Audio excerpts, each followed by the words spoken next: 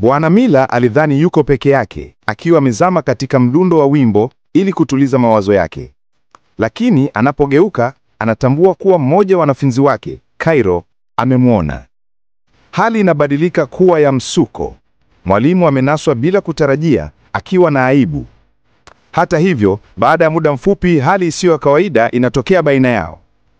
Kuanzia hapo, uhusiano wao unaanza kukua, si kupitia maneno, bali kupitia kutazamana na udadisi usiosemwa. Cairo anaanza kumwona mwalimu wake si tu kama mlezi wa elimu, bali kama mwanadamu mwenye mapungufu, mashaka na hadithi zake mwenyewe. Naye Miller, licha ya kujua vyema, hawezi kupuuza msukumo wa ajabu ambao msichana huyo analeta katika maisha yake. Wanahudhuria usomaji wa mashairi pamoja. Kile kilichopaswa kuwa matembezi ya kawaida ya masomo kinageuka kuwa kitu cha kibinafsi zaidi. Mpaka kati ya masomo na mvuto wa kimahusiano unaanza kufifia. Hatimaye wanauvuka ule mpaka, kosa tulivu la kihisia ambalo hakuna mtu kati yao aliyelielewa kikamilifu hadi linapotokea.